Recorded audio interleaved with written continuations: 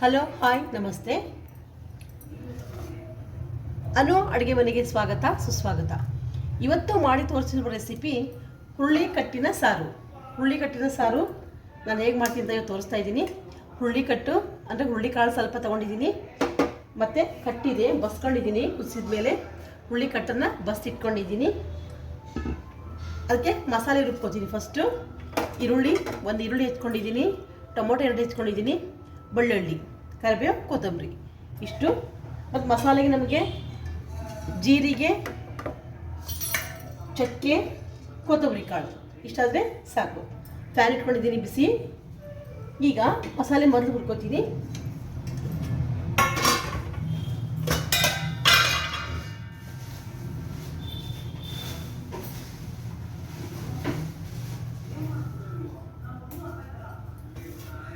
ಸ್ವಲ್ಪ ಕೊತ್ತಂಬರಿ ಕಾಳು, ಸ್ವಲ್ಪ ಜೀರಿಗೆ,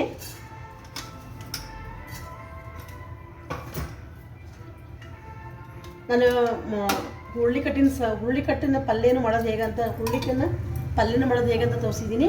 ಅದು ಕಟ್ಟಿಂದ ಈಗ ಸಾರು ಮಾಡ್ತಾ ಇದ್ದೀನಿ. ಇದನ್ನು ಫ್ರೈ ಮಾಡ್ಕೊಳ್ಳೋಣ.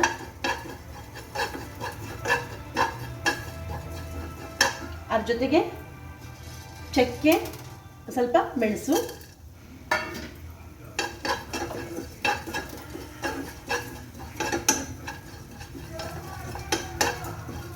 ಇದು ಚೆನ್ನಾಗಿ ಫ್ರೈ ಮಾಡ್ಕೊಳ್ಳೋಣ.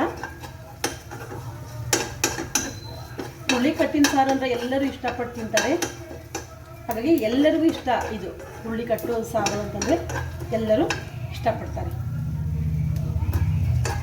ನಾನು ಮಾರ್ನಿಂಗ್ ನಿಮಗೆ ಕಾಳಿನ ಪಲ್ಯ ಹೇಗೆ ಮಾಡೋದು ಅಂತ ತೋರಿಸ್ಕೊಟ್ಟಿದ್ದೀನಿ. ಅದನ್ನೇ ಈಗ ಕಟ್ಟಿನ ಸಾರು ಹೇಗೆ ಮಾಡೋದಂತ ತೋರಿಸ್ಕೊಡ್ತಾ ಇದ್ದೀನಿ. ಕೊತ್ತಂಬರಿ ಕಾಳು, ಜೀರಿಗೆ ಮತ್ತು ಚಕ್ಕೆ, ಲವಂಗ, 12 ಮೆಣಸು ಇದನ್ನು ನಾನು ಫ್ರೈ ಮಾಡಿಕೊಂಡೆ.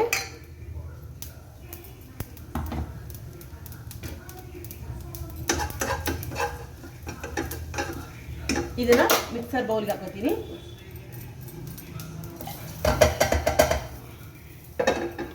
ಅದೇ ರೀತಿ ಈರುಳ್ಳಿ ಮತ್ತು ಬೆಳ್ಳುಳ್ಳಿ ಫ್ರೈ ಮಾಡ್ತಾ ಇದ್ದೀನಿ.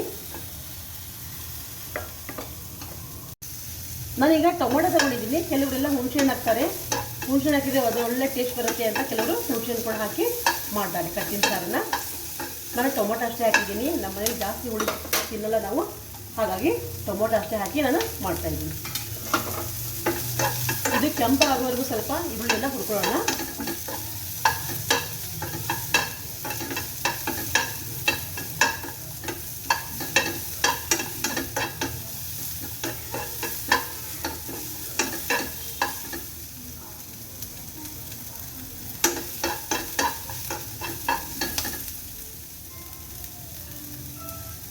ಇದರೊಳಗೆ ಸ್ವಲ್ಪ ನಾನು ಕರಿಬೇವು ಕೂಡ ಹಾಕೋತೀನಿ.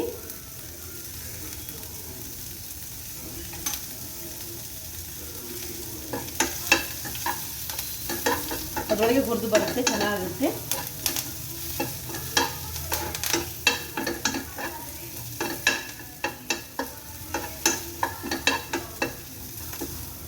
ನಮ್ಮ ಅಜ್ಜ ಅಜ್ಜಿ ಕಾಲದಲ್ಲಿ ಹುರುಳಿಕಟ್ಟಿನ ಸಾರು, ಹುರುಳಿಕಾಳಿನ ಪಲ್ಯ ಎಲ್ಲ ಭಾಳ ತಿಂತಿದ್ರು. ಈಗ ಸ್ವಲ್ಪ ಕಡಿಮೆ ಆಗಿದೆ. ಆದರೂ ಕೂಡ ಯಾವಾಗಾದರೂ ನಾವು ಒಂದ್ಸಲ ಮಾಡಿದ್ವಿ ಅಂತಂದ್ರೆ ಎಲ್ಲರೂ ಇಷ್ಟಪಟ್ಟು ಇದನ್ನು ಕಟ್ಟಿನ ಸಾರು ಮತ್ತು ಪಲ್ಯನ ತಿಂತಾರೆ. ಅಂದರೆ ಭಾಳಷ್ಟು ಟೇಸ್ಟಾಗಿ ಕಟ್ಟಿನ ಸಾರು ಕೂಡ ಭಾಳ ಟೇಸ್ಟಾಗಿರುತ್ತೆ. ಅದಕ್ಕೆ ವಾರಕ್ಕೊಮ್ಮೆ ಆದರೂ ಇದನ್ನ ಮಾಡಿರ್ತೀನಿ ಮನೆಯಲ್ಲಿ.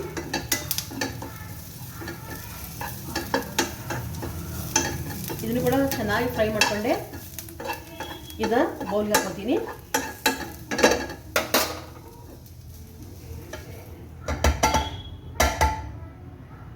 ಈಗ ಟೊಮೊಟೊ ತೊಗೊಂಡಿದ್ದೀನಲ್ಲ, ಟೊಮೊಟೊನ ಫ್ರೈ ಮಾಡ್ಕೊತೀನಿ.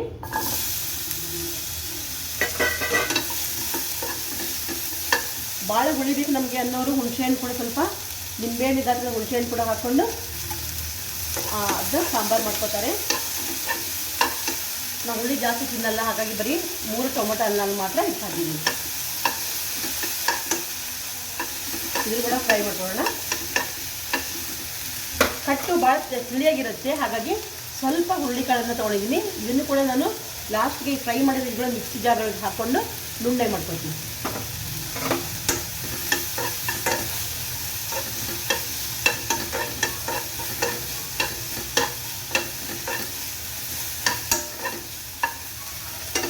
ಸ್ವಲ್ಪ ಫ್ರೈ ಆಗಲಿ.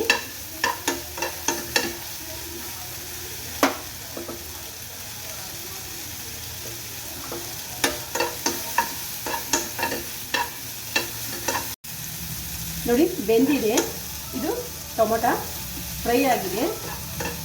ಫ್ರೈ ಆಗಿರೋ ಟೊಮೊಟೊ ನಾನು ಮಿಕ್ಸಿ ಬೌಲ್ಗೆ ಹಾಕ್ತೀನಿ.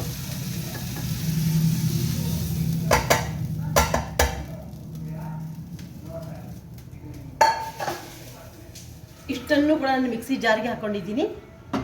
ಈಗ ಇದು ಹುರುಳಿಕಾಳಿತ್ತಲ್ಲ, ಅಂದರೆ ತಿಳಿ ಇರುತ್ತೆ ಸಾರು, ಸ್ವಲ್ಪ ದಪ್ಪ ಆಗಲಿ ಅನ್ನೋ ಉದ್ದೇಶಕ್ಕೆ ಇದೊಂದು ಬೌಲನ್ನು ಹಾಕೋತೀನಿ. ಇದಕ್ಕೆ ಜಾರಿಗೆ ಹಾಕೊಂಡು ಕಟ್ಟಿದೆ ಇದನ್ನು ಬಿಸಿಗಿಡ್ತೀನಿ. ಕಟ್ಟನ್ನು ಕುದಿಸ್ತೀನಿ. ಹಾಕಿ ಇದಕ್ಕೆ ನಾನೀಗ ಅರಿಶಿನ ಪುಡಿ, ಖಾರದ ಪೌಡರ್, ಅಚ್ಚ ಖಾರದ ಪೌಡ್ರ್, ಇದು ನಾನು ಮಸಾಲೆ ಎಲ್ಲ ಇದಕ್ಕೆ ಹಾಕಿದ್ದೀನಿ, ಹುರಿದು ಹಾಕಿದ್ದೀನಿ. ಅದಕ್ಕೋಸ್ಕರ ಸ್ವಲ್ಪ ಮಸಾಲೆ ಪೌಡ್ರನ್ನ ಹಾಕ್ತೀನಿ. ಇದಕ್ಕೆ ಇದಿಷ್ಟು ಗ್ರೈಂಡ್ ಮಾಡ್ಕೊತೀನಿ. ಇದಷ್ಟಕ್ಕೆ ಕುದಿಯುತ್ತೆ ಕಟ್ಟು. ಇದನ್ನು ನಾನು ಮಿಕ್ಸಿ ಮಾಡ್ಕೊತೀನಿ.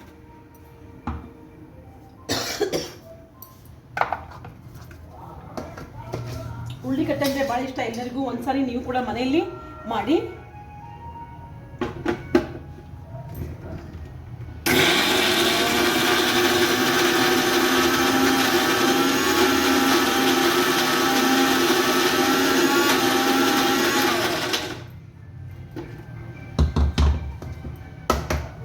ಸ್ವಲ್ಪ ನೀರು ಹಾಕಂತೀನಿ.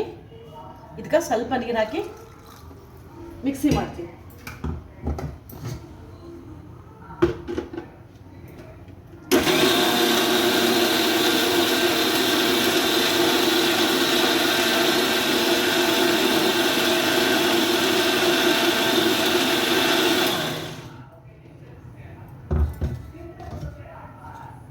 ನೋಡಿ ಈ ರೀತಿಯಾಗಿ ನುಣ್ಣಗೆ ಆಗಿದೆ ಇದು.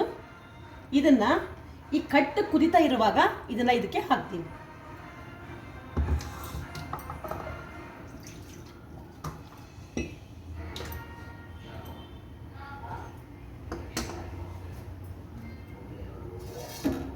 ಸ್ವಲ್ಪ ಕುದಿಲಿ, ಇದು ಕಟ್ಟು ಕುದಿಲಿ. ಸ್ವಲ್ಪ ಕುದ್ದ ನಂತರ ಅದಕ್ಕೆ ಹಾಕೋತೀನಿ.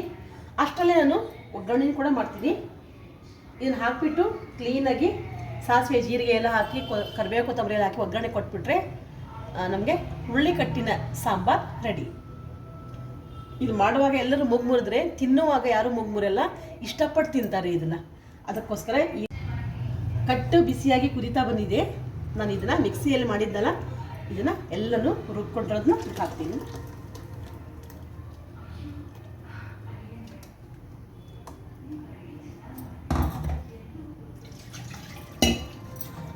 ಸ್ವಲ್ಪ ಜಾರಿನ ಸ್ವಲ್ಪ ತೊಳ್ಕೊಂಡು ಹಾಕ್ತೀನಿ.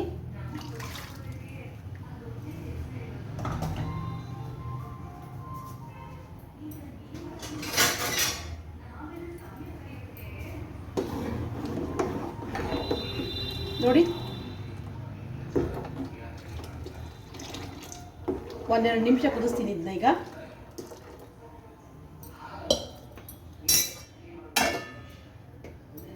ಒಂದೆರಡು ನಿಮಿಷ ಕುದಿಲಿ ಇದು.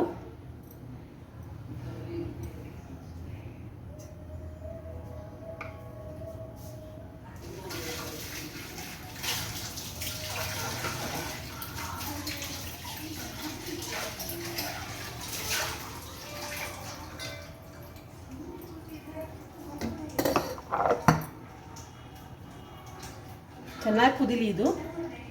ಕುದ್ದ ಆದಮೇಲೆ ನಾವು ಒಗ್ಗರಣೆ ಕೊಡೋಣ, ಅಂದರೆ ರುಚಿಯಾಗಿರುತ್ತೆ.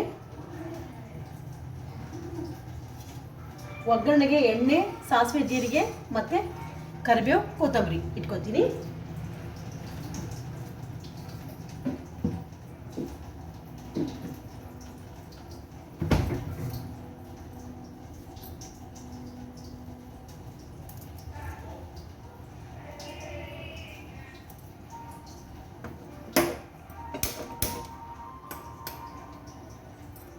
ಕುದೀತಾ ಇರಲಿ, ಅಷ್ಟೊಂದು ನಾನು ಒಗ್ಗರಣೆ ಹಾಕೋತೀನಿ ಅದಕ್ಕೆ.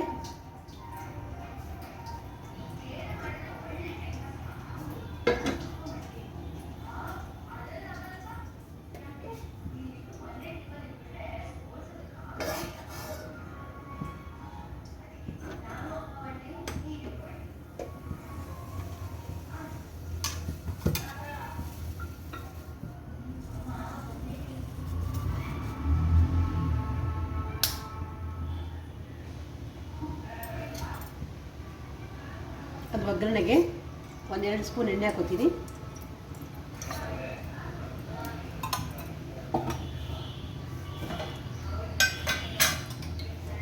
ಸಾಸಿವೆ ಜೀರಿಗೆ ಚಟಪಟ ಅಂದ್ಲಿ.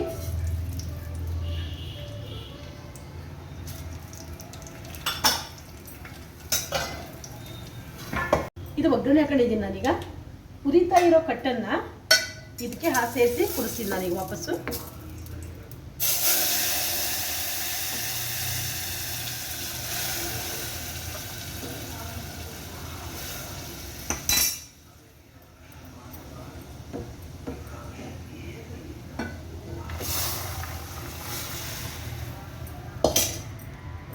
ಒಂದ್ಸಾರಿ ನೀವು ಕೂಡ ಇದು ಮನೇಲಿ ಮಾಡಿ ನೋಡ್ರಿ, ಭಾಳ ಇಷ್ಟಪಟ್ಟು ತಿಂತಾರೆ ಎಲ್ಲರೂ.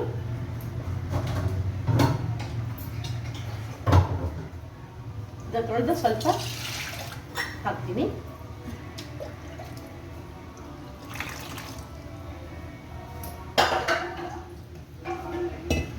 ಈ ಸ್ವಲ್ಪ ಕುದಿ ಬರಲಿ.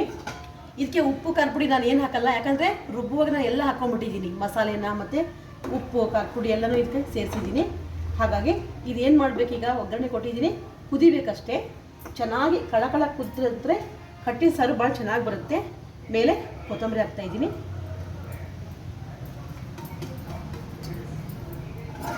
ಮೇಲೆ ಮುಚ್ತೀನಿ, ಅಂದರೆ ಬೇಗ ಕುದಿಯುತ್ತೆ.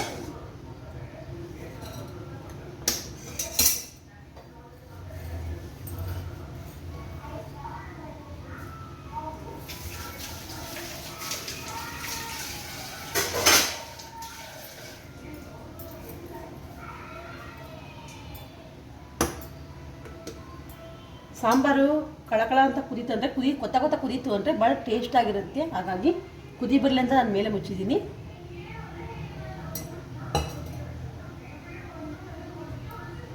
ಈ ಹುರುಳಿಗಟ್ಟಿನ ಸಾಂಬಾರು ಮಾಡೋದು ನಿಮಗೂ ಈ ರೆಸಿಪಿ ಇಷ್ಟ ಆಗಿತ್ತು ಅಂದರೆ ನೀವು ಮನೇಲಿ ಒಂದ್ಸಾರಿ ಮಾಡಿ ನೋಡಿರಿ, ಶೇರ್ ಮಾಡಿರಿ, ಲೈಕ್ ಮಾಡಿರಿ, ಸಬ್ಸ್ಕ್ರೈಬ್ ಆಗಿ. ಹೊಸದಾಗಿ ನಾನು ಯೂಟ್ಯೂಬ್ ಚಾನಲ್ ಮಾಡಿದ್ದೀನಿ, ಹಾಗಾಗಿ ಸ್ವಲ್ಪ ನನಗೆ ಸಪೋರ್ಟ್ ಮಾಡಿ. ನೀವು ಸಪೋರ್ಟ್ ಮಾಡಿದರೆ ಅಂತಂದರೆ ನನಗೆ ಮೋಟಿವೇಶನ್ ಸಿಕ್ಕಂಗೆ ಅದು ಇನ್ನೂ ಚೆನ್ನಾಗಿ ರೆಸಿಪಿಗಳನ್ನು ಹಾಕ್ಬೋದು ಅನ್ನೋ ದೃಷ್ಟಿಯಿಂದ ನಾನು ಹೇಳ್ತಾ ಇದ್ದೀನಿ. ಪ್ಲೀಸ್ ಸಬ್ಸ್ಕ್ರೈಬ್ ಆಗಿ. ನೋಡೋಣ, ಇದು ಕುದೀಲಿ.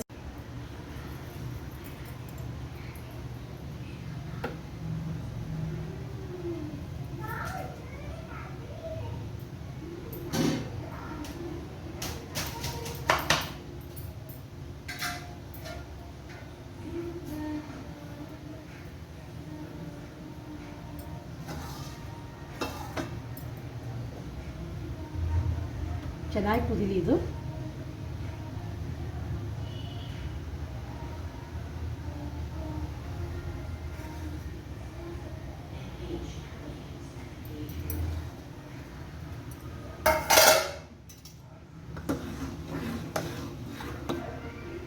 ನೋಡಿ ಸ್ಮೆಲ್ ಎಷ್ಟು ಚೆನ್ನಾಗಿ ಬಂತು, ಈ ಕಟ್ಟು ಸ್ಮೆಲ್ ಎಷ್ಟು ಚೆನ್ನಾಗಿ ಬರುತ್ತೆ ಮಾಡಿದಾಗ.